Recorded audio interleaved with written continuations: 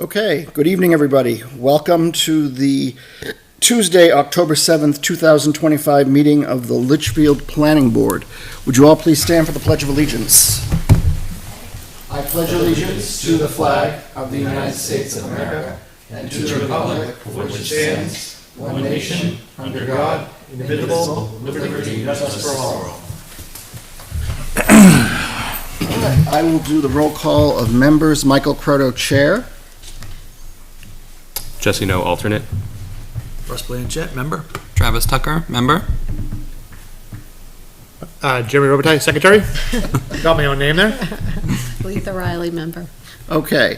With us this evening, Jay Mankara from NRPC. Welcome, as always. And Joan, our planning board administrator, is here. Absent, it looks like, is Jared O'Connell, our vice chair. We'll see. Maybe he'll show up. With that said, appointment of alternate members. Jesse, did you want to, we can appoint you to vote in Jared's place tonight if you so desire. Yes. Oh, and I also, I think our ex officio member is not here this evening, Mr. Steve Gannon. Yep. Sorry. Forgot about that. Forgive me. Okay, so we've appointed Jesse. He'll be alternate tonight for voting purposes. First item, public input on non-agenda items not listed on the agenda for this evening. Is there any members of the public who are talking about anything about non-agenda items tonight before we get started? Okay, hearing none, I will close public input on non-agenda items.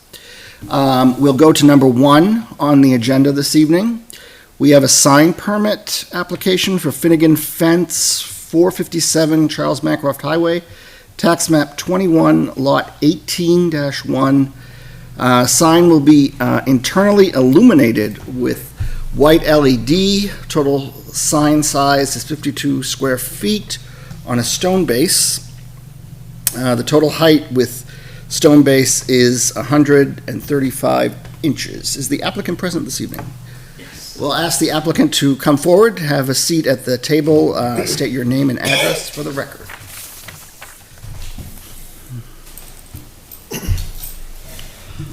Good evening, everyone. My name is Jason Gagnon from Sousa Signs here on behalf for Finnegan Fence. Okay, welcome. So we do have a sign application this evening. Our zoning regulations, I believe it's 1500, is regards signs. Obviously, for the application for this purpose tonight. Oh, and thank you. We have copies. Thank you very much, Jay. So it looks like in order to have this application before us, so basically the planning board will review all sign applications. We need 6 copies of the proposed design. That's in our regulations of the sign to be submitted to the planning board with the appropriate fees. I guess I'll turn to you, Joan. Do we have that this evening? We have the fees, and since we've gone to electronic transmission to the board, we have 2 copies. Okay, And fees have been paid and the butters have been notified. all right. I don't know if that's something we may want to, at some point, change. Obviously, our regulations say 6 copies of the proposed design of the sign that's to be submitted. But we have the appropriate fees. Basically, the design shall indicate size, height, and type of mounting, location of the sign with respect to the site, road, right-of-way, abutting property lines, type of material, lighting, single or double-sided. And have butters been notified, Joan? Yes. Okay. Jay, have you had an opportunity to take a look at this application? I'm just curious. Yes. You did. And do you have any concerns? Do you think it's all in order? Yes, I do. I think all the required information was submitted, and it appears to be well within all of our dimensional requirements, setback requirements, etc. So with the fees being paid, the butters notified, and Jay's has reviewed them, we're going to do what's called a motion to accept an application for completeness. This is a paper exercise to basically ensure that we have everything we need for the application. Does anybody want to entertain a motion for the application for completeness this evening? I'll make a motion to accept the application for completeness. For this applicant. I have a motion by Jerry. Do I have a second? Second. Second by Russ. Any discussion? Okay. All those in favor of the motion to accept the application for its completeness, please signify by saying aye. Aye. Those opposed? Anybody abstaining? All right, motion passes 6-0-0. All right, we've done the application for its completeness. We voted on it and approved it. So I'm going to ask the applicant at this time to make his presentation to the board. So you have the floor, sir. Well, thank you, Mr. Chair. Well, good evening. The project at hand would be to installing one new double-sided freestanding sign with internally illuminated sign cabinets.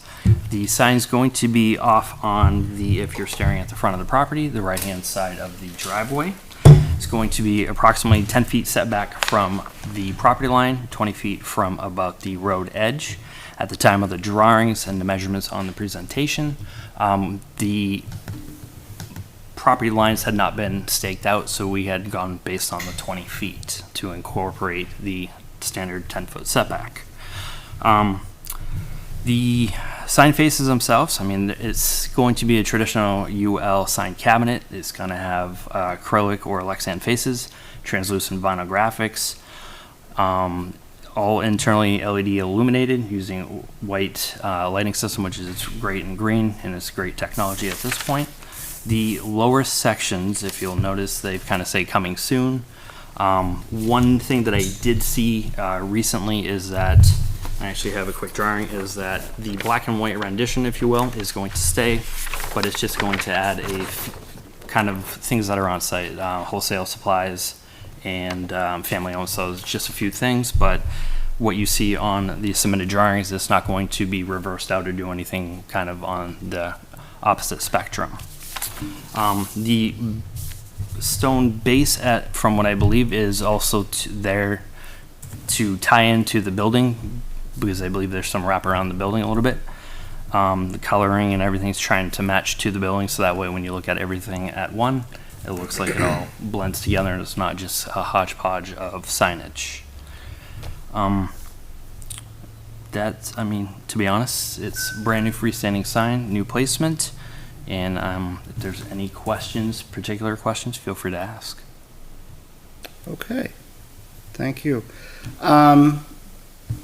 And obviously, so I would refer the board to district requirements under 1503 of the zoning ordinance for Litchfield that regarding signs, and also the general requirements under 1502 for signs as well. Does the board have any questions for the applicant? I just have a clarifying question. In the lower part that you were speaking of, where it says coming soon on our sheet, but you said it would be different. So is that a blinking thing, or is that something that you can slide panels in so that it'll say something different when illuminated? Yep.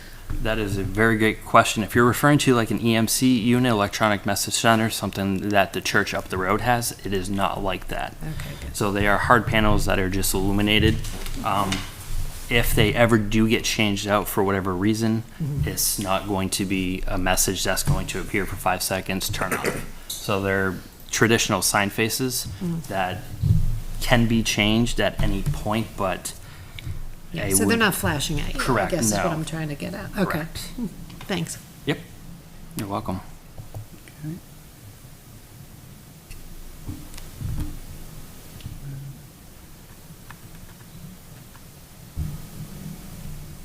Anybody have anything else you want to ask? Looks like all signs which are not attached to the building must be set back at least 10 feet from the right-of-way or the property line, and that is in our ordinance. Um,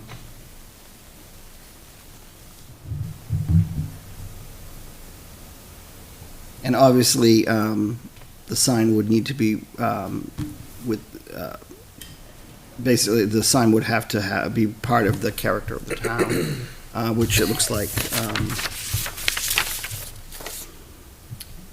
it would be.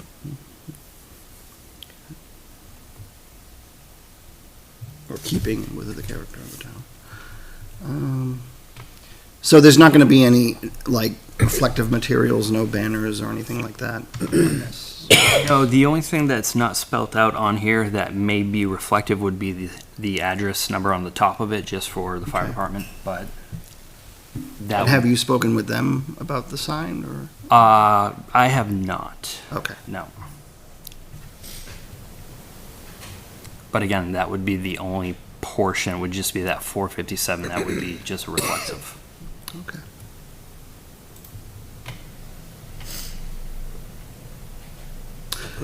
Jay, do you have anything that you want to add? Well, I think, there is, the sign meets our dimensional requirements, which is key, and there was clearly an effort to make it, match the rest of the site, so it seems to integrate fairly well. Okay. No need to go before the zoning board or anything like that for this? No, and just in terms of dimensions, where you see coming soon, we consider that to be reader board, because that's the portion of the sign that will change out with different messaging. Okay.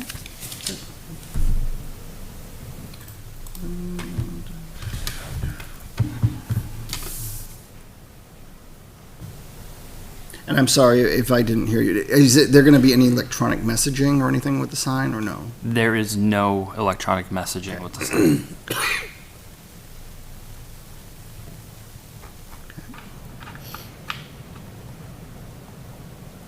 All right. At this time, I will open it up to public comment. Is there any members of the public that wish to comment on this sign application this evening? Have any questions? All right. Oh, we do have someone, yes. So I'm going to ask the folks in the back, if you have any comment, to come to the table. Yeah, sort of, sorry. So you can have a seat at the table. You're going to state your name and address for the record and provide your comments.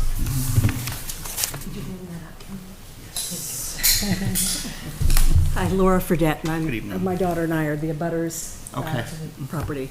Will the light be illuminated 24/7? So The what sign. I would recommend is if you're going to provide a comment to the planning board, state your comment, whatever it is. Basically, it is public comment, it's not questioning the applicant. Okay. If you have a question for the applicant, what we can do is after you're done, Okay, we can have the applicant come up, sit at the table, and just address your concern. sorry, I didn't. That's okay, no problem. So my concern, not even, that's too big a word, my consideration is regarding whether or not the sign will be lighted 24/7. Mhm. And sort of also, I was wondering how bright is it going to be? Our property is right next door, and they're great people, and I'm so excited. This is such a beautiful building. But I also want to be able to sit out in my backyard and not have to look at a big old bright sign. Probably that is not necessary to even ask, but we got the invitation, so we thought we should come here. Okay? Anything else? I don't think so. Okay, thank you very much, we appreciate it. And if the applicant wants to address, the question from the abutter, can certainly do that at this time. Yes. Thank you. Yeah, thank you for that question. Great questions. So usually, traditionally with any sort of signs, whether they're freestanding and or a wall sign, time clocks are usually installed, so that way it kind of keeps things, if you will, from running 24/7. Nobody likes to do that. It actually beats on the sign components extremely, not in a good way, where it shortens the life expectancy of any of those lighting systems by usually years. I mean, most lighting systems are rated for 5 to 10, depending on manufacturer. You run it 24/7, and it dips it down to like 3 to 5 years at tops. So to address that question, I'd say that the lighting, I'm almost 100% positive that that the freestanding sign as well as a future wall sign are going to be run on a time clock. The hours of those, I'm not 100% sure what they would be running, but I would assume that probably about 10 o'clock at night at most is probably when it would kick off. And then, during the early hours of the morning, probably maybe 7 a.m. to 8. But I mean, at that point, once you have the sunlight coming up, there's no point in illuminating the sign during that time frame. As far as the colors go, the Pantone 349 is kind of, it's not like grass green, but it's more of a forest green, so that color by nature is a little bit on the darker end of it. When you illuminate dark greens, they do tend to deepen up a little bit, and from the drawing, there's the night rendering portion. The brightest parts of it are going to be the white text that are going to be coming through that background. So honestly, if they would have gone with a much brighter green, I would definitely see some concern in that. But because it's a darker green, the distance, you're going to be able to read it from a distance, but it's not going to be extremely bright in your face, especially like with some of the EMCs that you do see around where you can read them from 1,500, 2,000 feet, where you can see the background of it, not in this scenario. Anybody have any questions? Yes, Liz. So is it fair to say then that you're a sign guy? Is that what you do? I've been in the industry for 20 years. I Okay. do a little bit of everything, yes. Okay, I'm asking because I'm wondering is there maybe an example off the top of your head of something in and around the area that we might have seen that is similar that maybe you guys have done or others have done that would kind of give you an idea? The only one off the top of my head that I can think of is the LKQ sign that came before the board, I think 7-8 years back, but that I don't believe was illuminated. Yeah. So that's a bad example. Okay. Off the top of my head, I'm not thinking of anything recent. And with regard to that young lady's concern back there, the 6,000 white LED, what is that? Is that like Christmas tree light? I mean, like how bright are we talking? Great question. So back in the day where everything was referred to as foot candles, the K stands for kelvins. It is the brightness, the conversion for the LED system. When the LED diodes came out, they created a new rating for it, if you will. I know there are foot candle conversions to go from backwards from kelvins to the foot candle, if you will, but typical LED lighting is between 5 to 10,000 for its brightness. This is kind of almost the middle of the road. That brightness usually reflects when it's not on within a shielded unit. So with this having a sign face and translucent graphics, it's going to tone it down quite a bit. So as far as how bright is it going to be, if there's any wall packs, most of the wall packs I think are between like 6,000 to 8,000, and I mean if you look at them, they're pretty bright. This is going to be a lot less just because it has a shielded unit to it. Okay. Yeah, I mean, I was trying to get perspective from, like, I know when I pass police cars and emergency vehicles, I'm blinded driving. So I can only imagine what it's going to be, if it's anything like that, if you live near it, but you're telling me no. No, it's not going to be like one of the police cruisers or any of the fire trucks that have the LED bars nowhere near. Good, because that's awful. Hey, Jay, question for you. Yes. Our guideline here does mention a brightness level for electronic message displays, not exactly the same thing, Right. but it's at 3,000 K. Right. Obviously, it's to be dumbed down because of the darkness of that sign. Is this going to be somewhere like that, you think, when it's all said and done in that ballpark? This would be me taking a educated guess. It would probably be between like the 3,000 to 4,000 range. Obviously, with the EMCs, those are unshielded, and you're staring directly at the diodes. So, Thank you. you're welcome. And I know our regulations at 1502.02 as to design and lighting say no lighting shall glare, obstruct, or interfere with the vision of drivers on the road. So I assume that's not going to be an issue. Correct. I have a question. So the portion of the sign, that the white illuminated text, I assume that's going to be diffused, right? Because whatever the light's going through to project the whiteness, I guess. I'm trying my best to convey what I'm asking, but it'll be diffused, right? Like that part of the sign? Correct, yes. Okay. So it's going to be, like I said, not 100% sure whether it's going to be a Lexan or an acrylic. The minimum thickness on this is either going to be 3/16 or a 1/4 inch thick. And even though it's translucent, it is, if you put it up to the wall, it's pretty opaque.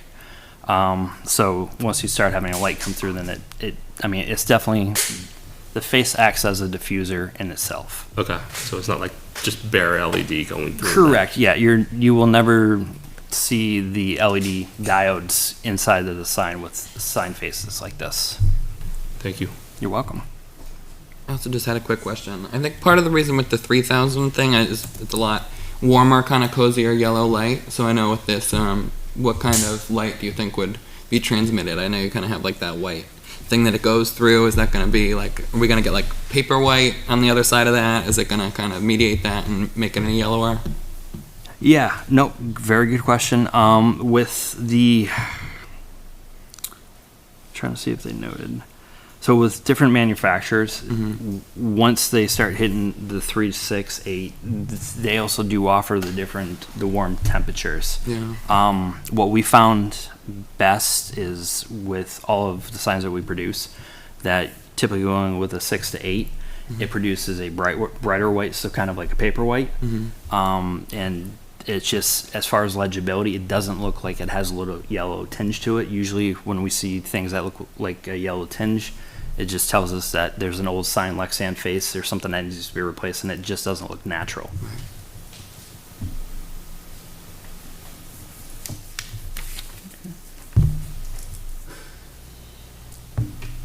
Anything else?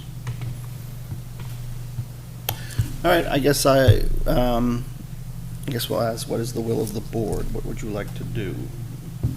We have the application here before us. Were you looking to approve it? Conditionally approve it? Not approve it? I think he's answered our questions to my satisfaction. Yeah, and I don't think addressed the there's, neighbors' I mean, concerns.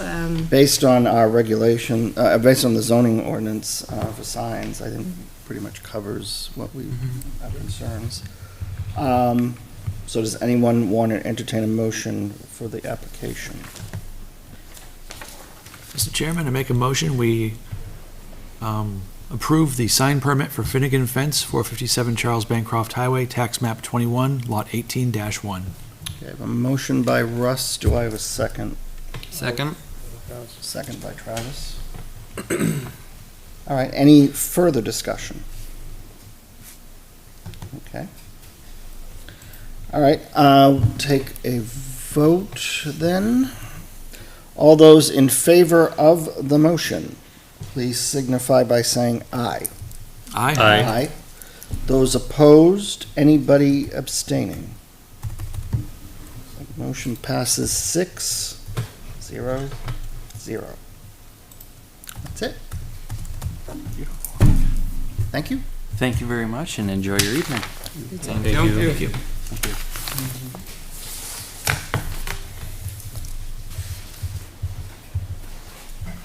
Okay.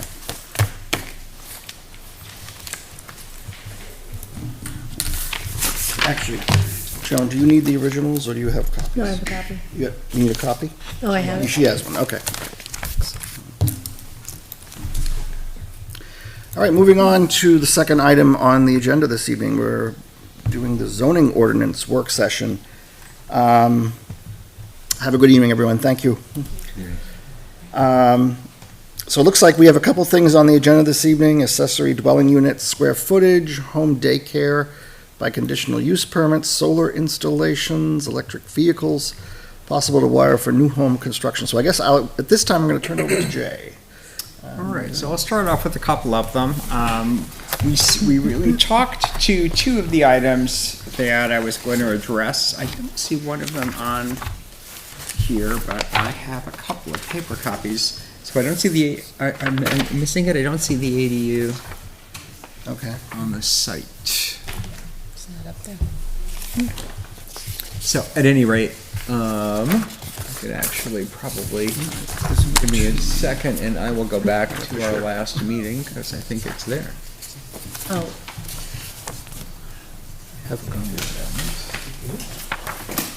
Thank you. Well, I don't see it there either. I do have a couple of copies though that I passed out. So really, there's very little change from the last time. We ran through proposed changes to the accessory dwelling unit ordinance, and these are designed to comply with changes to state law that came into effect in July. Without running through them all again necessarily, unless you'd like me to, the big change is that we now have to allow both attached and detached ADUs by right. Previously, a detached ADU was allowed as a conditional use. So the intent of the ordinance, for the most part, is really, or the amendments that are proposed are just to reflect that change. It would no longer be a conditional use. So the language throughout where it references conditional use or planning board approval has been modified. The real question I think that we had was on page 1, whether or not we should increase the maximum size of an ADU. Currently, it's 800 feet. That is within the limits of the law, so we do not have to make any change to that 800 feet. The question is, do we want to? And I think what the board was hoping is that we would get some input as to the size of ADUs that have been proposed, to the zoning board. Because I think that was the issue, that, we've had, some have gone to the zoning board, a few, I think, that have exceeded the 800 feet. Okay. So that's really the question is, do we want to, increase it? I don't know if we have any more information on those variances. yeah, I did check Okay. with the building inspector. He's only denied 3 that wanted to go larger, that they had to go to the ZBA.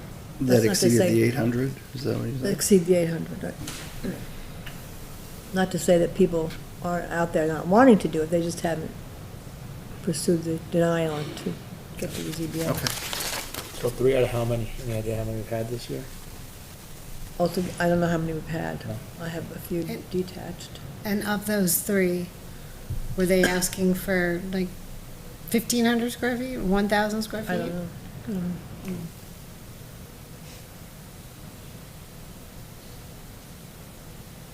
So if these are allowed as of right, And then they wouldn't come to the. they are not going to be coming to the planning. Right. Okay. So they would go to the building inspector, and the building inspector would have to. That's right. Got it, okay. And we don't have to make that decision now, but that's why that one is highlighted So it doesn't in yellow. it doesn't keep you from maybe building something bigger, it just means that you have to come in. No, it does Well, keep you from building. Yeah, I mean, this says your limit's 800 feet. If you wanted to exceed it, you'd have to go to the zoning board and try to get a variance. That's what I'm saying, yeah, I mean, you still would have that avenue You to would. pursue. You You would. would just have to argue your case as to why and appeal for hardship, right? Criteria. So, I mean, as long as that avenue exists, I don't know, I should- sticking with what the state has. Yeah, we could certainly leave it at 800. So the state minimum is 750, so we are higher than that. Okay. A little. So, I mean, we can leave it as is, and perhaps when it goes to public hearing, if the board decides to send it to public hearing, we might get input. Suggesting that we increase it, decrease it. Be curious to know how many people, like, would want 1,000 square feet, because if I was gonna do an ADU, I would do at least 1,000, probably around 1,000 square feet. But, Yeah. that's just me, I don't know, No, that's me also. Yeah. I'd want 950 myself.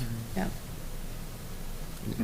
And I think also almost all the ADUs that have come before us have been larger and had a variance attached to them. Yeah.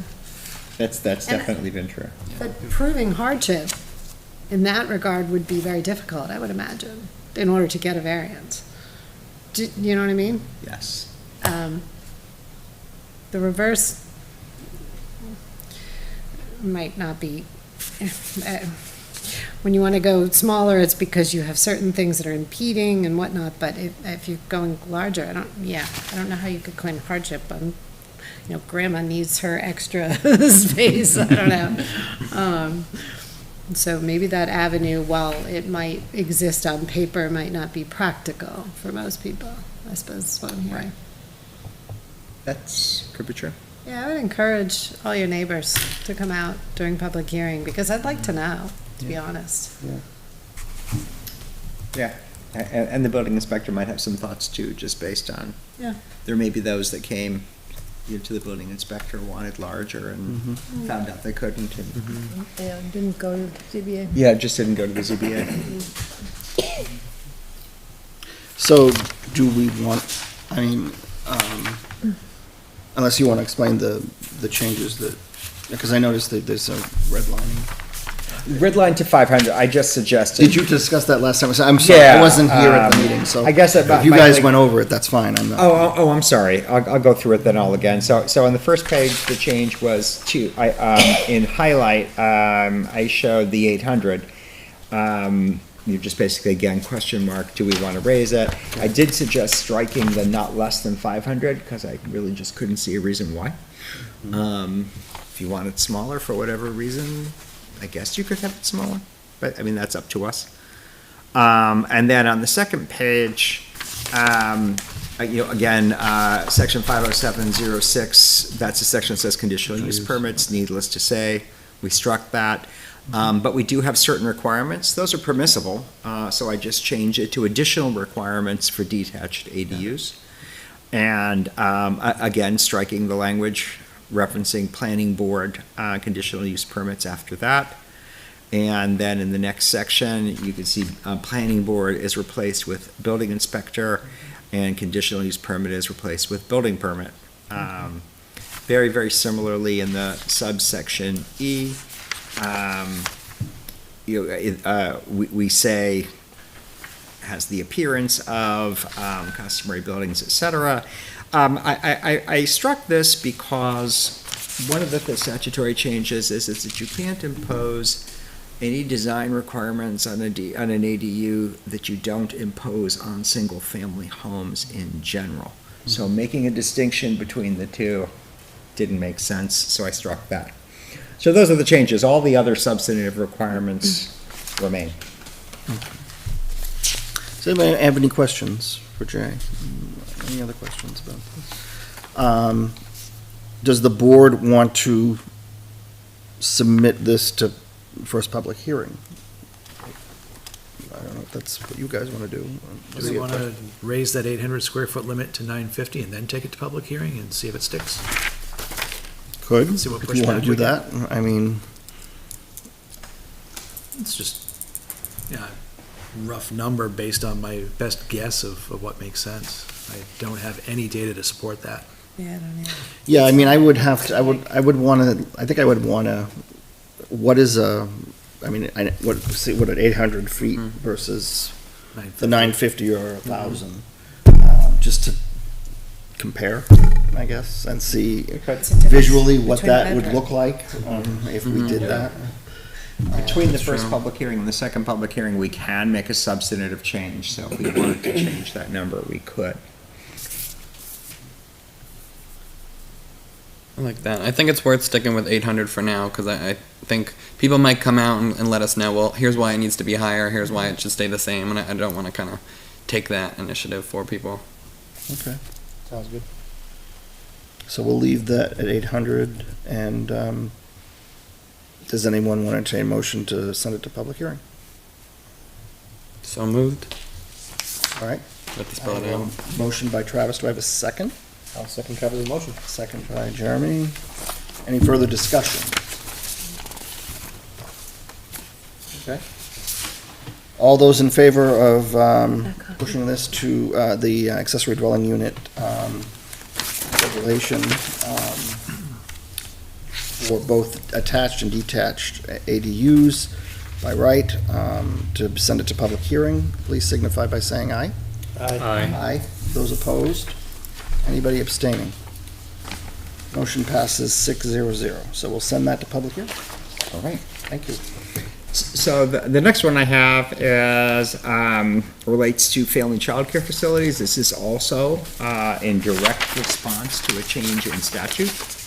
And so there's a couple of things that came with that statutory change. One is what's called family home or family group daycare must now be allowed in any district that permits residential uses. It isn't actually, you just kind of flip a page. Oh, I missed it, sorry. That's right.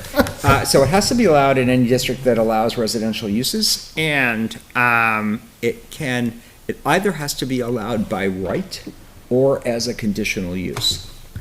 And so that, it kind of, in looking at our ordinance puts family childcare under a home occupation, which is fine, except that we actually don't describe what a home occupation permit is. It's there, but it's not a site plan really, and also I would add, one of the statutory requirements is specifically says you can't require site plan review for family childcare. So it seemed to me to make sense to say, let's just define what a home occupation that requires planning board approval is. So that's really the first change. So and just as a refresher, we have two types of home occupations, ones that are allowed by right and ones that require planning board approval. So what I'm suggesting is under section 504.03 is where we say home occupations requiring planning board approval, we change it to conditional use permit. So now it's clear, it's a conditional use permit, we know that's something authorized by statute, in general, and specifically when it comes to child care facilities, we can require a conditional use permit. Obviously, another option was to allow it by right, but I figure it makes more sense kind of within a regulatory scheme to require the conditional use permit. So otherwise, so that's the first change. And moving on down to section 504.4, there are changes in some of the requirements and the terminology used. So now we have two types of facilities that we describe: family home and group childcare facilities. So I've inserted both terms. We just said family childcare, so now we're using those terms as conditional uses. The next is really minor. You'll see the 6 in parentheses crossed out. That's simply because we don't do the parentheses thing any other time we use a number, it's just there, so I figure let's just be consistent. That's not substantive. And then you'll see the language that's added at the end of the paragraph, provided that after school and holiday increase in capacity is permitted by the state fire code and in compliance with any local ordinance. That's just straight out of the statute. I don't know that really adds much, but straight out of the statute. And then I add the second, number 2, for family group daycare home facilities. It's a really awkward term. Their capacity is 7 to 12 children, and we didn't address that at all, so that's a whole new paragraph addressing family group child care facilities. That's really the only change. It's really changing it to a conditional use, and bringing in the language from the statute exactly as it's written in the statute. I took no liberties. So that's it. Anybody have any questions for Jerry? Well, in adult daycare, the same thing that falls into this As a conditional use, as a right. conditional use, yeah. So all of the home occupations that require planning board approval, we just now will call it a conditional use permit. Got it. So that's it. We'd have to update all our tables and stuff too, right? Yeah, Yeah. any other place will have to make a change. Okay. So, really, as I looked through the statutory changes that came out of this legislative session, those are the ones that I believe require an ordinance change. There are some changes that affect our regulations. One of those we've already dealt with, which is the parking. The only other one I think we will have to address is the 5-year exemption from changes is now 7. That's not huge. We should do that. I figure we can wait till after town meeting to do any more regulatory changes. Most of the other regulations don't affect Litchfield. So, at least I don't think they do. I suppose somebody could argue, but one of those being that you do have to allow multifamily now in commercial zones that have adequate infrastructure. I take that to mean water and sewer. We don't have public water and sewer. That said, we actually do allow commercial uses in most, but not all. I'm sorry, residential uses in most of our commercial districts, but not all. So I think we're fine on that one, and if there's any change in the guidance, we'll find out. So that's it for these. The other one I threw in here was really more of a, is this something that we want to look at? And so that is the new New Hampshire model solar zoning ordinance. So I passed out around some copies last time. I'm not sure if people had a chance to take a look at it. I think really the question is this something we want to entertain? And what it does is it is new, and it is put out by Clean Energy New Hampshire, and they are clearly an advocacy organization that is encouraging alternative energy, mainly solar. So that's the lens that it's coming from. They certainly want communities to address it. We really don't address solar in our ordinance. We are allowing it as, on individual homes, et cetera. So that's something that we are allowing. What this does is, if it's a direction that we want it to go in, it provides a lot of definition around the different types of solar installations. So, rooftop solar, ground-mounted solar. You've got the parking lot canopy type of solar. You can see they've got examples of in here of row-mounted and single access, etc. There's in-ground, on-ground, dual use. So there's a lot of different ways solar can be installed. Is that, again, something that we want to address or regulate? The real biggie is the distinction between solar installations that are an accessory use. You have a commercial building or a home and you're putting some solar panels on the roof, versus what they consider a dual use. I actually saw this in Carver, Mass. the other day, a cranberry bog with solar panels mounted above it. So that would be considered a dual use. The agricultural use is active, and obviously strategically spaced are these, I guess pole-mounted solar panels. How that's economically feasible, I can't imagine, unless there's significant grant money going into it. Putting that aside, that's dual use. So it's not just on the roof. This has now become a significant use of the property. And then you have primary use, where it is, and again, you'll see these ground-mounted solar installations. And again, those could be in-ground or on-ground, and that really is the primary use of the property. And we're seeing more of that. Some areas we've seen, forest land cleared. Of course, it's on agricultural land. And so the questions related to it are, one, do we want to describe these things in our ordinance? And do we want to allow dual use or primary use solar in at least some districts? And that's just a question.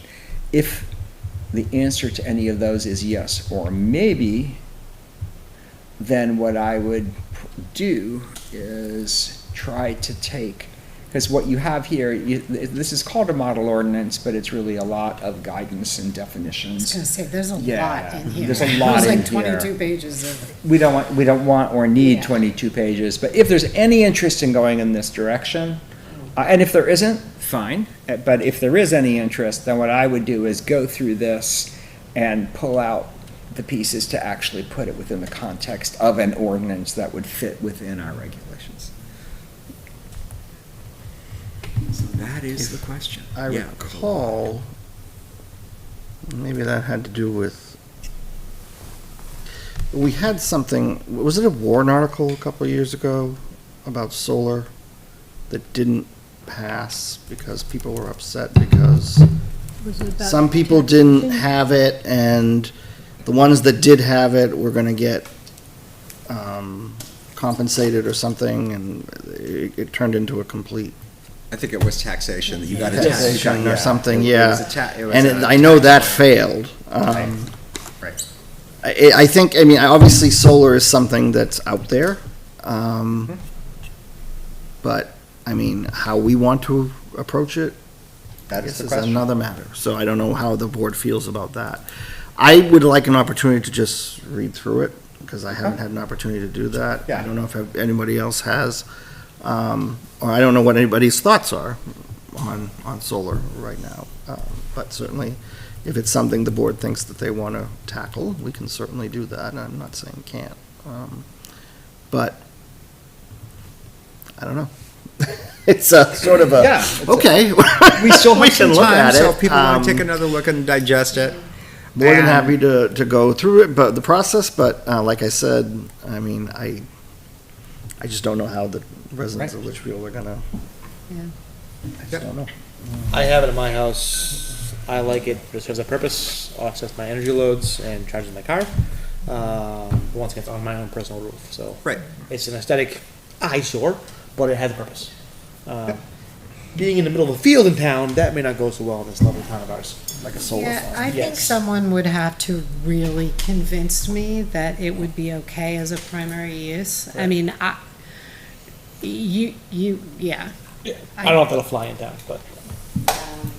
Primary use, like I said, you'd have to convince me, but the dual use, I don't know, I'd have to learn more about it.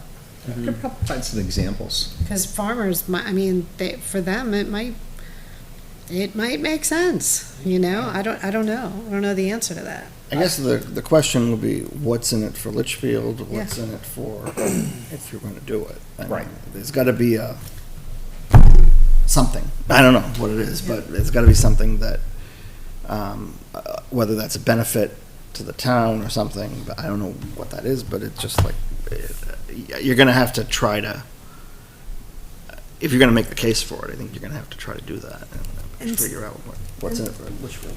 So when you say there's no anything about solar in any of our ordinances, so there's no talk about buffering any of those with natural buffers or anything either? Because that, you know, when I think of some of the ground mounted things I've seen, personally, I'd like it hidden more by trees.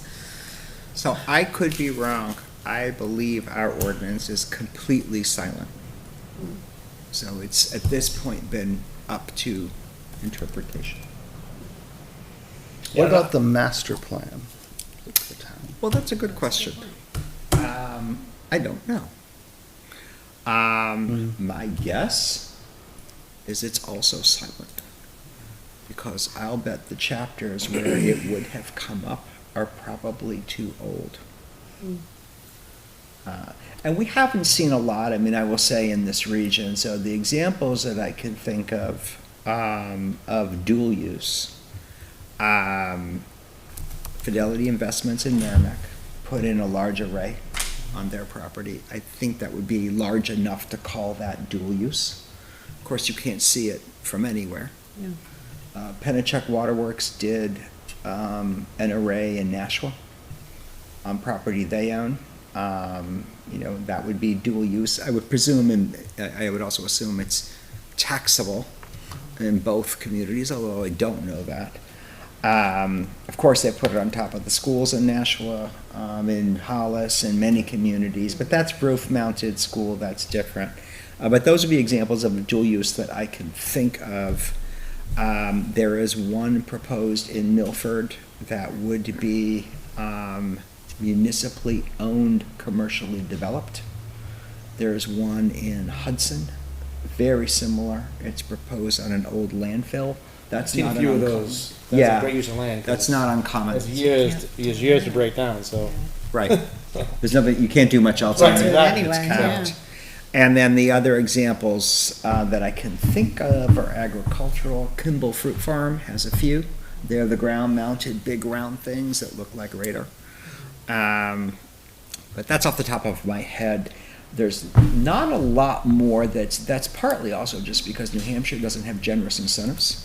Yes. In Massachusetts, you're seeing a lot more of it where it is commercial. You're seeing a lot more of it in Maine where it's incentivized. And there you will see, part of a mountainside that, the forest is cleared and it is, right.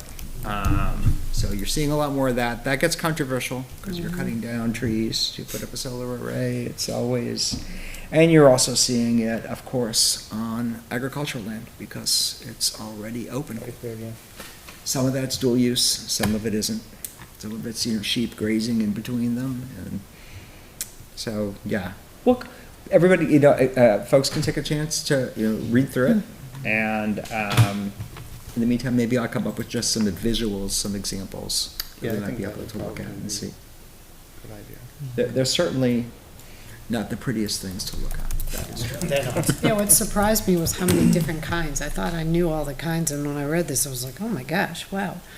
Yeah, that surprised me too, because it's also not all or nothing. It's maybe you're allowing these types, maybe you allowing Yeah. dual use, on ground, not ground mounted, as an example. Yeah. Because in that case, there's no structure, it's movable, right? You could take it away. But those are just some examples. There might be things in here that help us inform what we do. The flip side is, we could decide we don't ever want to see any of these in town, and we could be clear on that too. So we also, I believe, don't we have an energy committee? Or did we have an energy committee? Yeah, we did. What, is it still active? I don't think so. I thought they were I waiting. think their focus was on the community power, I think. Yeah. Okay, They're all looking right. more- Right. Where does the middle school solar array fall into this? I would assume it's exempt because it's school district. Okay. Right, so they could do it. But that would be the question is, if we had a commercial building, would we feel similarly? How would that be done? And I don't know the answer to that. If a commercial building were to put a solar array on their roof, would that just be considered the same as a residence? I don't know. Or if the town itself, the municipality, wanted to have a use for it or something, I don't know. I mean, just saying, is there something that would benefit, would that benefit the town? Yeah, especially depending on what happens with the elementary school stuff, any new fire, police stuff. Those buildings could also benefit from those if designed properly, so. Those may be more doable than going on a more grandiose scale of building solar farms. I don't think people are gonna like that idea. No, Probably not. No, Probably not. I really don't think, I think that will not go over well. No. But if we can keep it simple, maybe. Right. Or That's just maybe my allow it in a thought, but- commercial industrial zone, but not, Yeah. anywhere else. Yeah. So those are all things to think about, and we can take a look. If we want to do something with it, we can. Going back to the home daycare, what did you decide to do? You kind of went right into solar. Oh, so yeah. Oh, okay. sorry. Passed over it. Does anybody have any questions about that? And I don't know, does anybody interested in sending it to a public hearing? It all makes sense, and Jay's copied from the statute, so no real changes there, so, yeah, I'll make a motion to go ahead and accept that for public hearing. So you're gonna do, so this would be for the home occupation? Yes, the home Home daycare and. daycare and the adult daycare. Yep. Yep. Okay, so you're making a motion? I'll I make a have motion to I'll send to second. public hearing. I'll And second. and seconded by Letha, okay. Any further discussion on that? All right, all those in favor of sending those to public hearing, please signify by saying aye. Aye. Those opposed, abstained, motion passes 600. Okay. That's the last one before we get to EV charging was this came from the building inspector, and it would be a change to the definition of a duplex. So right now, our definition is for the term duplex or two-family residence. And our current definition is two attached dwelling units contained in a single building. And this would add the phrase sharing a common party wall. And that was the building, I don't really know what a party wall is, but that was the building inspector's term right from the, Yeah, it means a wall they share, that's all it means. Right. Okay. So, also encapsulates two-family residence.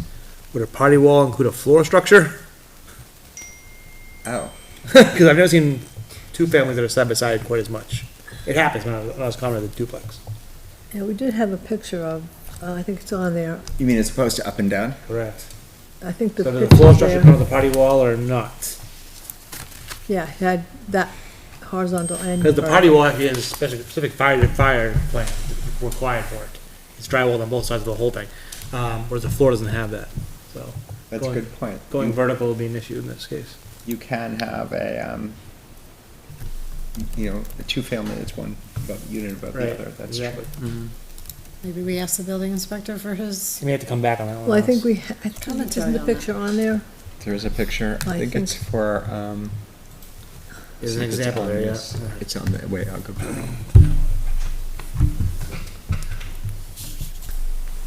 Why am I in September? Yeah, go down one. Come on. There we go. Attic dwelling, yes, it's showing, there we go. There's a sketch, the bottom part of the sketch shows it. So Yes, it's it calling does. for a different It does fire show. assembly between on a floor level. Right. But yeah, I guess, I've never heard that called a party wall, but sure. Or party floor. Horizontal party wall, and now it's a floor, sure. Is there not just like a definition from like the International Residential Code that we can use? They do That's call it a where- party that- wall. That's where he got, That's where it comes Okay. from. I've never seen it as a floor, but. Like, do you know what year that was? The revised? Years now. Like, I'm looking at 2021, but I don't see party wall. I think Oh, it's more recent than you're gonna get that. lost. You're gonna, don't even dig in that book. You're Yeah, gonna- yeah, I figured. I just was trying to find a clear, concise way to kind of mention like the floor separating thing. yeah, I was gonna say, you could probably footnote it, and with a reference to a picture like this, Yeah. that Yeah. shows the distinction, just either put an asterisk to it or a footnote that Yeah. basically calls out Right. the official language that is Yeah. on party wall. Yeah, or just call it the 1 hour fire separation.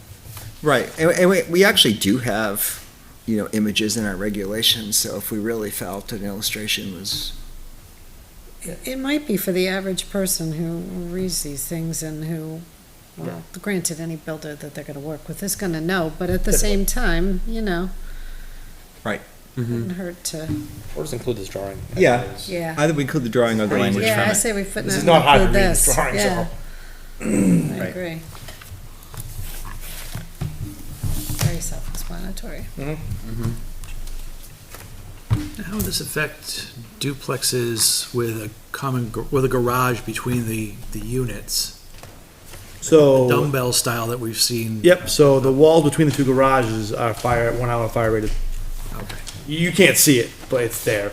good. Yeah. So this wouldn't prohibit that as a building choice for a developer? I think it would. I think it would too. I think Why the would it? building Yeah. inspector said that it would. And Showing that wall in the I middle. don't want to discourage that variety of house from being developed, if appropriate for the land it's being developed upon, by saying that this is the only way to build a property.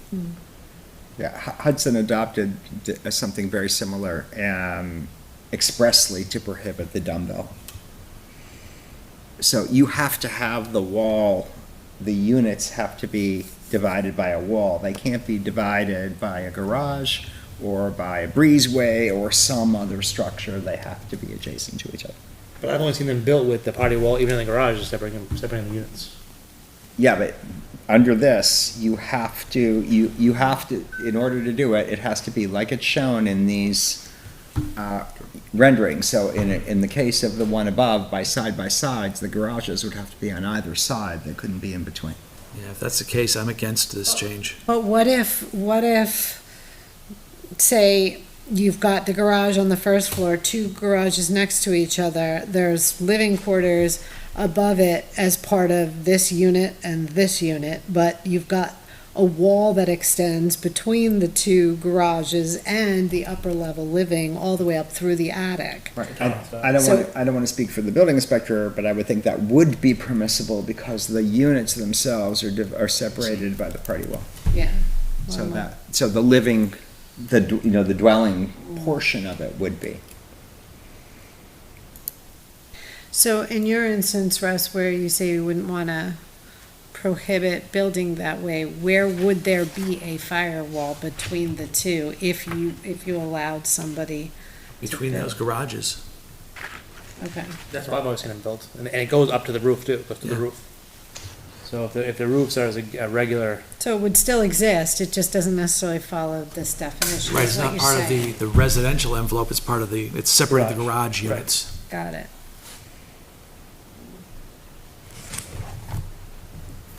I just don't want to take a viable option off the table for a developer to make housing that is desirable. yeah.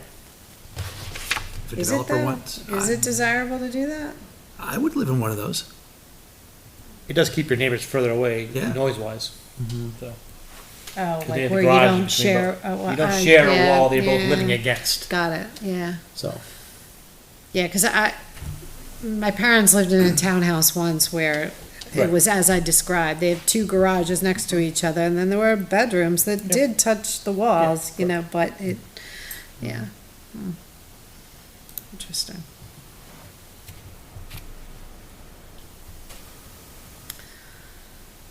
Yeah, so if the outcome of this change is that we prohibit a style of building, I'm against the change. I agree. Yeah, I think in a town like Litchfield, where you have more space, you know, and presumably more of the horizontal space as well. If somebody wanted like a ranch, a duplex ranch, if you will, next to each other with the garages in the middle, yeah, I wouldn't want to prevent that in particular.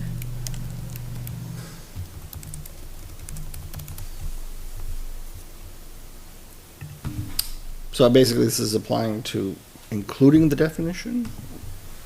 It would change the definition. It would change the definition. Right. Yeah.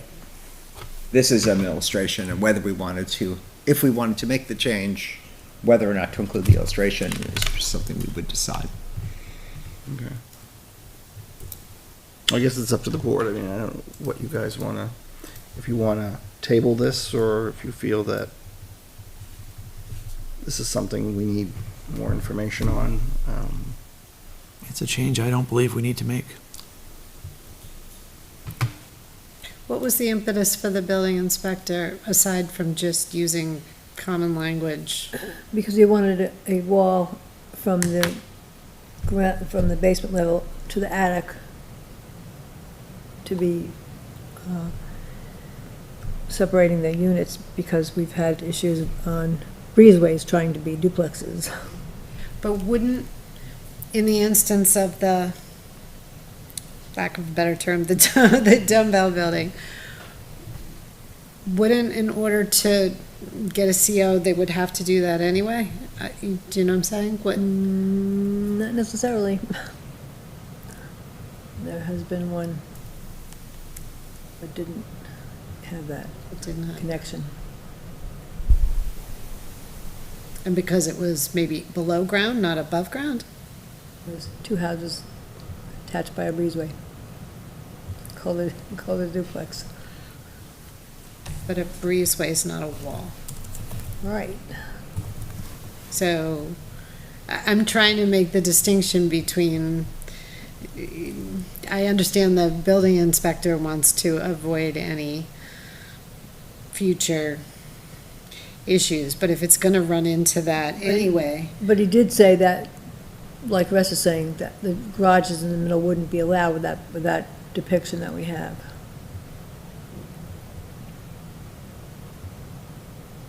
I'd like to hear him come Yeah, in he and may tell have us to and answer tell that. us why, because I I don't don't understand why the think, garage probably wouldn't work. yeah, Yeah, I me don't- either. I built mine myself with the firewall between the garages, so I can don't we have him understand. come to one of our meetings? We certainly and- can do that if and he's willing to state come his in case and tell us why yeah, we give should us or The shouldn't. example, Russ? Yeah, you can't see the firewall there, but it probably exists. It has to. No. Has to be. Right. I think the objection is that it's essentially two single-family homes. That's the issue. To attach single families, okay. But it's nice. Well, but they can't because they've got a Yeah. single driveway. They can't have two curb cuts, right? They're, you know, Yeah, they can. all of it. Damn it. Yeah, they got Why a good can't we driveway. build nice things? We can't have nice things, Russ. Try Well, and get him maybe- into the next meeting. Maybe ask the building inspector if he can come Yeah. to the next meeting, give us a little bit of, summary of what he's trying to, what he wants to do. And maybe folks can ask questions and Yeah, it seems to me he's trying to Get get more towards the get more building code information. to be a better definition. I have no Sure. problem with that. Yeah, It I may be get too it. vague to make sense in this case. Yeah, I get it. But It's- I don't feel like I'm educated enough to, Yeah, I need to right. be more educated. Well, I don't know if you want to be. I think it's working. We're supposing. So much debate on it. I think we need to have that clarity. Yeah, but if we, You hear if directly we're from- gonna make a decision that impacts that, I Yeah. mean, personally, yeah. But I do see your point too. Like, I wouldn't want to just discount like one style of That's my Housing. concern, that this language would prohibit that. the time that we need housing. Yes. Yeah. I think smarter heads could prevail, you know, like, say, this is what we'd like to be able to offer, what let's what get the kind of information. language can we negotiate? Getting the information and, Right. deciding, what we, that's fine. It's the prettiest looking dumbbell I've ever seen. Do your due diligence. All right, so that's it on my end. I think that takes us to EV charging. It does. And Oh, sure. So. Russ, I think you were the one that, Yeah, I had Right. been doing some research into electric vehicles and the requirements to charge one at home. Existing buildings may or may not be amenable to installing the required electrical infrastructure to support charging an electric vehicle. It's not guaranteed you're going to buy a house that has a panel that has the available capacity, has a path to bring the wiring from the panel to where the vehicle is parked. And in my research, I found that the city of Lebanon has tackled this problem in a way that I think is very smart by requiring all new construction, all new residential construction, to have a provision for EV charging, so that future residents moving into these buildings, once they're completed, will have that option available. Should they choose to purchase an EV, they'll have the ability to charge it at home. So what's the provision? Just having access in the panel, or Well, having there's- to put a 60 amp outlet somewhere in the garage? Like, what is the provision? Well, there's a few different tiers here. If you got the email that Joan had forwarded out earlier, I'm sorry I didn't print out copies. I really didn't plan this out well. All right. But I pasted in the language from the city of Lebanon and what their zoning ordinance includes. So for 1 and 2 family dwellings, shall provide at least one EV-ready space per dwelling unit. And in their definitions, further down, EV-ready, let's see. That's defined here somewhere. For multifamilies, parking for multifamily dwellings shall include EV-SE installed spaces for a minimum of 5% of proposed off-street parking, EV-ready spaces for a minimum of 20%, EV-capable spaces. And I thought this was a good starting point for us to have a discussion about the possibility of requiring EV charging in new construction in Litchfield. using this as a model, using this as a jumping off point to develop something that would be suitable for our community.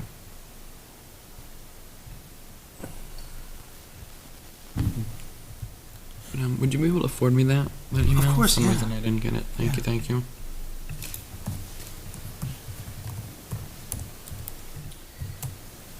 Yeah, and if you go on the link, there's the definition of EV-ready space. Yeah, I was gonna say, that, I look was for it. looking for that. Yeah, Right, why yeah, am I not you gotta seeing click this on the at all? link, but it's there. I can read it. It is an off-street parking space provided with a full dedicated branch circuit Yeah. that includes not less than 40, I'm assuming Yeah. ampere, and 208 by 240 volt Yeah. panel capacity, Yeah. conduit, wiring, receptacle, and overprotection devices terminating in an outlet receptacle or junction box that will support an installed EV, right, et cetera. Not something I'd get behind. For example, Tesla, which I happen to have, doesn't work that way.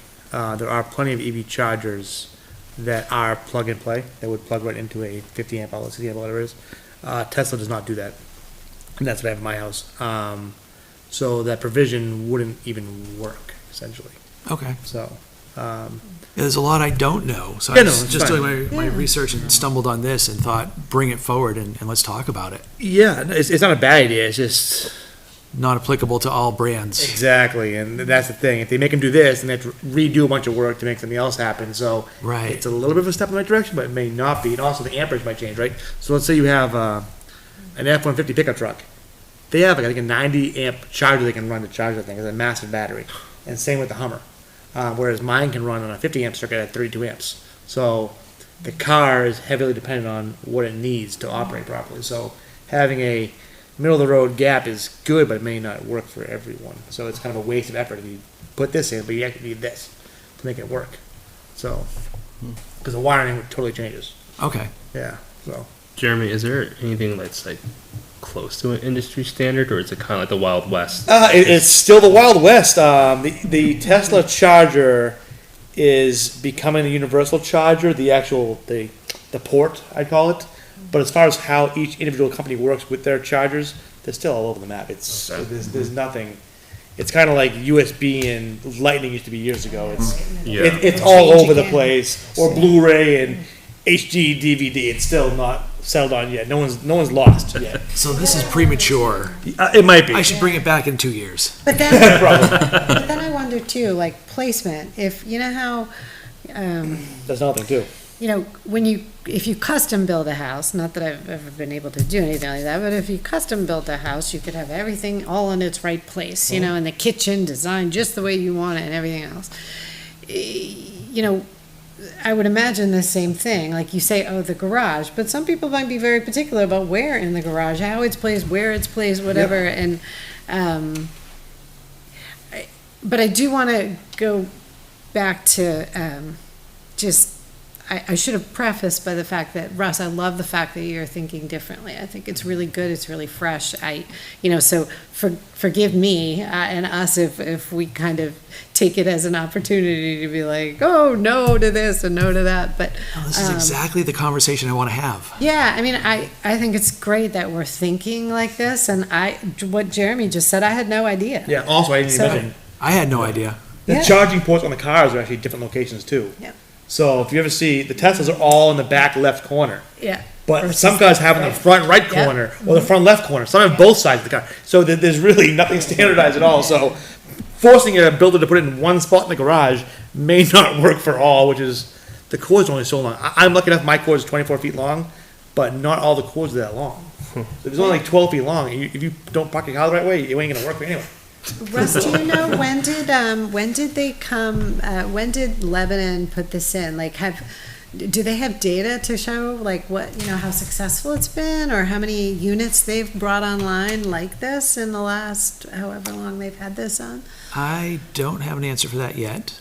I'm But their curious. webpage does include an awful lot of information, and links are included in the Yeah, package I sent out. yeah. Well, I'm They do seriously, have I'll an take a entire look. electric vehicle subcommittee. Oh, Yeah. They're Boy, getting okay. serious up there. Yeah. So I just Googled EV ready Tesla. So I'm just throwing out, I wonder if this less specific definition makes a difference or not. Dedicated, so they say EV ready means dedicated 240 volt power. An EV ready home has a dedicated 240 volt electrical circuit installed, which is a standard required for level 2 charging. So it doesn't have a lot of the other Right, language. doesn't It call it just- amperage or anything else at No, all. it just says 240 volt electrical circuit.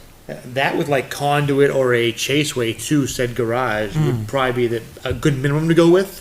That way you can adjust as need be based on what you happen to have for a car. And you're not forcing extra stuff that might get thrown away in a year once they buy a different car. So, Yeah, I mean, I kind of looking at it at a much higher level, I also kind of look at it like, you know, we're a capitalist society, right? And developers are going to provide what the market wants. In the same way that now apparently Granite is out, quartz counters are in. Like, you know, because the market tells them that. So I kind of feel like if you see more developers driving that, I don't know the whole difference between requiring something versus a suggestion. Heck yeah. You know, I would have no problem sitting here with the developers telling us this. We could ask all sorts of questions about, you know, hey, have you thought about this? You know, the next time Rick Charbonneau comes in about the thing, you know, just have you thought about this? I'm sure he has. I'd be curious to know what they're doing and what kind of things they're seeing in the market and what the appetite is for that. Yeah. You know? Right. And our prospective tenants asking. Yeah. Yeah. I mean, you would hope they would, right? Some must be, I would think. They must be by now. People Right. are buying electric cars. well, they also have the very slow level 1 charger that's plugged into a 120 volt outlet, which I used for years actually with my car. So until I installed my level 2 charger recently. So Right. Okay. Yeah, that's what my sister does. yeah, it works for short. Like I could charge about 10% of my battery in an overnight period. Right. Now I can charge that in 5 minutes. So it's just a different use case. But now it's saved me from having to go to the major chargers on the highway or whatever else to charge during the day. It's mostly a convenience thing in my case. It's Yeah. what I prefer. So, but you can do it other ways. So Interesting. Learn something new every day. you do, you do. You say you charge 10% overnight. Yeah. So at 120 volt outlets at 15 amps, the charger can only run at about 3/4 of that max output. So it's like 12 amps total output. So that only charges my very small Tesla battery, in my car's case, about 10% overnight. Wow. So if it's minimal. So I'd have to like do a big charge on the highway, leave it like maybe 80% charge, then drive home and charge most of it throughout the night, and I get up like a 95. It's like a full-time 90. job. Yes. Now it's gone. With level 2 charger, it's all gone. I just get home and plug it in. It's done. It's done in a couple hours. Yeah. But once again, every car is different, so there's no standard whatsoever. That's the problem. With any of this That's stuff. why this won't work today. Yeah. Where in a few years' time, as standardization has gelled, Yeah. Yeah. it's better to bring this forward. Yeah. Yeah, but I'd love to talk to somebody up in Definitely. Lebanon because that'd be interesting to kind of follow their progress, see how successful they are. Or more go the suggestion Yeah. route, like you said. Yeah. We'll suggest this. Yeah, why not? Like, have you thought about that? Right. It does seem pretty You're new. like deer in the headlights, you know that they haven't. It seems pretty new. Like I was found a slideshow from June, I think, and they were kind of talking about it. I don't know kind of what made it in there, but she's like, "Oh, we have these kind of options." This was like to the committee. Yeah. So they were, I guess, for Lebanon talking about LPL2. It's like low power level 2. I don't really know what that means, but they were like, you know, in California they require that, but we'll have like LPL2 ready for 50% or LPL2 capable. So I was like, I didn't think about that. I was like, maybe, you know, there's a way to bring it into fruition sooner rather than later without like having, I don't know if maybe that's just like a whole lot of nothing. Yeah, we're all talking about the level 2 Yeah. charging. That's all this is based on. Yeah. You know, you don't need anything for level 1, really. Just But they plug distinguish it from like level 2 specifically, and I don't know if there's like, I've never heard a major Yeah. difference in my case, but I was like, here's there why you could should be use separations. low power level 2. It's like, I don't know what that means, but It's probably a lower amperage draw. Right. We're all learning. yeah. Yeah. Interesting. And we may decide we want to move this forward as an ordinance or have more conversations on it or not. And other option is to look at it as maybe a regulation.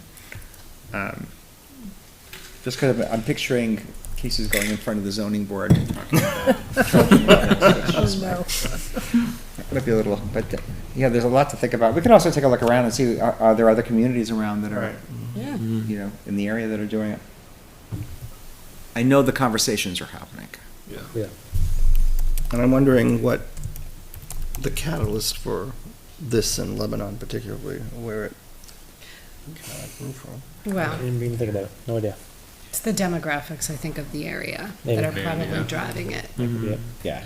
You know, the market is talking. Yeah. It's definitely a There. question that's come up with Yeah. multifamily in particular, because, you know, people tend not to have, and some do, but many don't have individual garages. But a garage isn't required to have a car. True. Unless you're in a multifamily that doesn't have a garage. I've been there. Grew up in Manchester. I lived in multi-families where I had to park on the street. Snow emergencies, I'd be out driving around because there's no place to park. Yeah. Me too. Yeah. I I've hear you. I've also seen a couple places with a cord going across the sidewalk. Oh, yeah. Yeah. Those aren't dangerous at all. No. But the Get that future's snowball coming. real This is snowball real quick. Ooh, that didn't feel very good. Well, that ain't happening in Litchfield, so we're okay. Well, it's certainly an opportunity to do some research and Yeah. into this and see, you know. It'd be interesting to know how many people, I mean, in Litchfield particularly, using electric vehicles and. I think we can find that out. Oh, I did ask over at the town clerks, and they don't know, They don't know? no. They can't do a data thing on that? Well, the only brand you can search would be Tesla. Everything else is part of other brands. They probably can't search that way. They can't search by car model, most likely. Maybe they could. The state can The because. state, yeah, I was gonna say state Right. DOT records, absolutely. Yeah. Because By they're, models. they're charging that, I'll call it a surcharge, Yeah. that higher fee, so Yeah. they must Oh, yes. know. They must know. Yeah, Yeah, somebody's they gotta search know. every single possible model to find out what it is. Well, They'll they know how have, many It paid says the number fee. of cylinders. Well, they could do that too, I guess. It's yeah. in a database there- somewhere on the state websites. We just have to find it. I'm sure we can, I think it's worth it, taking a look, yeah. Yeah, How many? yeah, I'll do that in my Definitely spare growing. time. I see a lot more around town than they used to see, so it's definitely growing. Yep. Of course, the tax credit's going away, gone. Gone. Yeah, Gone. gone. Gone. Yeah. Yeah. And again, you know, I refer back to the master plan. I mean, you know, solar, this, I mean, is there anything in the master plan about, I highly doubt it. I doubt it. When There is that? actually is, there Yeah. is in the transportation chapter. Okay. Yeah, because I think we did touch upon We did. something about that, yeah. I think I remember that. There's even a Charger? picture of a charger, I think, from Derry. Yeah. So what it would look like if you installed When are we due up for the next one? Or like 10 years, right? we're still Yeah, working on the 20. transportation one's pretty recent. Yeah. And I think, if I recall correctly, it's in a section on like alternative technology. Oh, you do them by sections here? Yeah, You yeah. don't do the whole thing? No. Right, we're going Ah. chapter by chapter. So we've got another one with, the next one, so the one I'm Transportation. be working on now is natural resources, so you'll see that. Back from 19s. It's only Oh, 6 years old. Yeah, we do have a section in there about electric vehicles. Yeah. We acknowledge You they revamp exist. the entire thing, okay. Okay. That's about it. Well, I guess that's a starting point. It's a starting point, that's We right. have something in the master plan about it, and then we Yeah. have something, we have an model ordinance. so. But the next obvious question is do your solar panels charge your car? Yes. There you go. Heck yeah. Yeah. That's what I do. Ooh, this is interesting. Do my pool heater. To become EV ready, Litchfield Oh, should is that- consider creating a plan He to lived in deploy Mass, so strategically placed EV he's charging Financially stations. responsible for My old yourself. neighbor rigged one up. What a yeah. recommendation. Had a little solar panels. I want to do it on mine. Also, by a quick look, Dover, this has made it into their regulations this year as well. Okay. What is a trend? Well, thank you all for traveling down this rabbit hole with me. I Yeah, appreciate the fantastic. conversation. Thanks for bringing the topic. Always thinking. It's good. It's good. Where the hell is this? See here. Anything else, Jay? You have for I think tonight? that's all we've I think got we- so I think far. that's everything covered. We covered everything on that. Okay. So when we're looking at next workshop, I guess, What, I don't We have anything- anything else on our agenda. that's coming up? Yeah, or- we do have a conceptual coming in October 21st for architectural drawings for, they're calling it Colby Farm, Okay. Albuquerque and 3A. That'd be a good point to ask whether or not they're considering EV charging. Hmm. Yeah. Yeah. Okay. So we could go to our first meeting in November, Alright. make that a workshop. Okay. Okay. And I will probably have something on the master plan for that meeting too.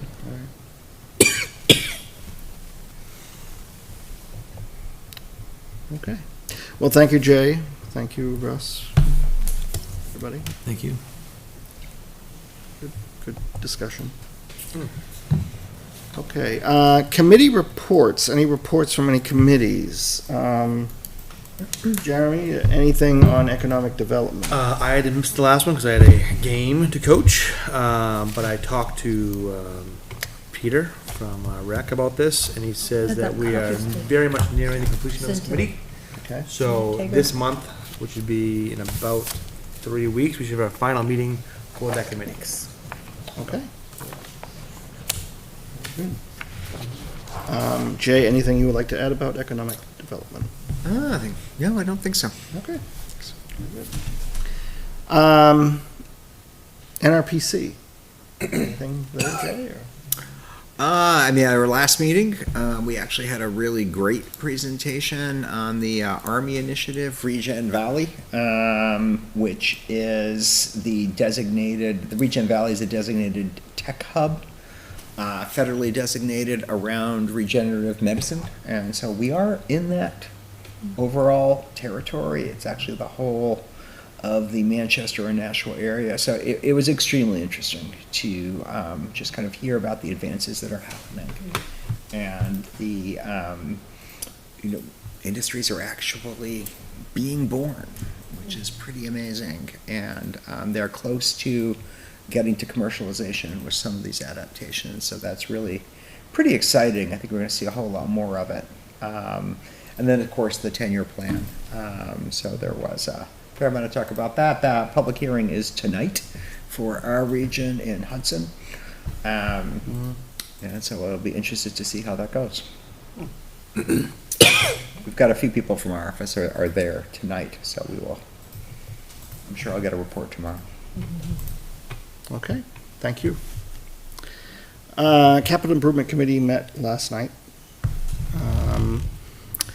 Our next meeting is November 3rd. The school presented some of their needs for the capital plan. Guess we need a couple of clarifications from the library and some other folks, but I think we're looking good for November 3rd for prioritization, so. The Conservation Commission met last Thursday at the fire station.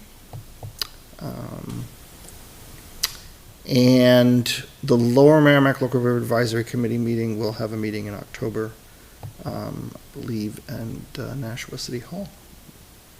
And I believe I think we're going back to meetings on the, I want to say it's the fourth Thursday of the month. But I think this one might be on a Wednesday, but don't quote me, but the information for the Lower Merrimack, I believe, is on the NRPC, I think, on the website there, and I think you can get information from the Department of Environmental Services website on the Rivers Management Program, which lists all of the LACs in the state. One of the things that came up at that last LAC meeting is water testing, which was kind of interesting. They guess Merrimack does water testing, Nashua does water testing on the Lower Merrimack. and interest in it. I know I mentioned to the Conservation Commission about doing that for Litchfield, so we'll see what comes of that. And I think that is everything from me. Does anybody have anything else? I did just want to add, next Thursday, the 16th, the folks at the Heritage Commission will be meeting in the fire station at 6:30 for the 250th celebration. Okay. Gonna be all hands on deck, so anyone that's like interested in that kind of thing, willing to help out, get involved, show up. Great. That's it. Thank you. It's slightly related, but we'll be sending something out to all the Heritage Commissions. But there is a small grant program that is now available through, I think it's the 1792 Foundation, I think it's called. And it is for historic preservation for, generally smaller projects. So who knows? Maybe there's something in there about it. Okay, good. Approval of the September 16th, 2025 minutes. We have an opportunity to take a look at the minutes, and do they have any questions, amendments, anything that they want to address?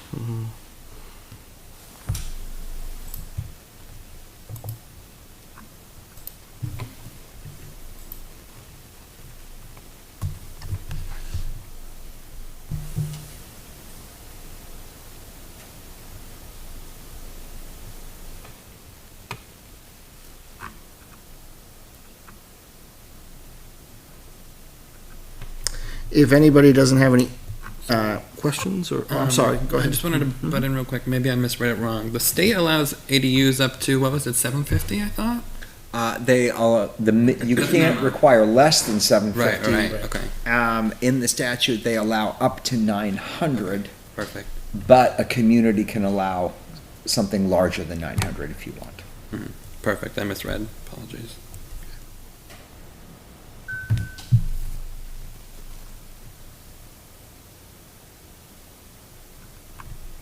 Does anybody want to make a motion to approve the minutes? So moved. I have a motion by Russ. Do I have a second? Oh, second. Second by Jesse.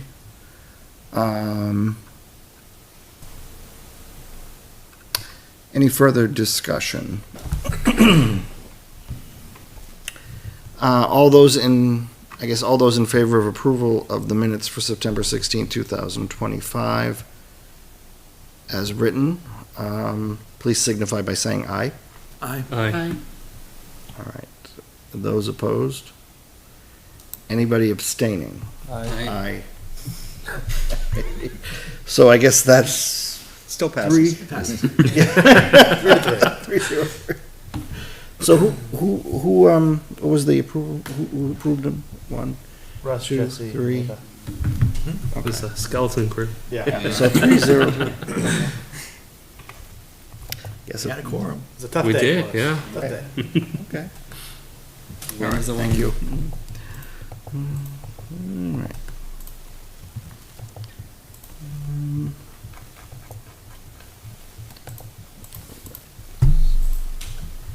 Any other business this evening?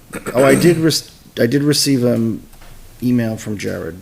He apologizes he couldn't make it tonight. He was not feeling well, so hope you feel well, Jared, if you're out there. And thank you for covering for the last meeting for me in my absence. Any other business? Jed, do you have anything? I do not. Joan? No. Anybody have anything? No. All right, since there's no other business this evening before the planning board, I guess I'll entertain a motion to adjourn. I guess you'll entertain. Yes. Mr. Unless you Chairman, want to talk more. Charging station. I make a motion to adjourn. All right, I have a motion may by turn you Russ, down. I have a second by Travis. Any further discussion? All those in favor, please signify by saying aye. Aye. Those opposed, abstain. Motion passes 6-0-0. Thank you for joining us this evening. Enjoy the rest of October, and we will see you, when's the next meeting? 21st. On the 21st. 21st of October.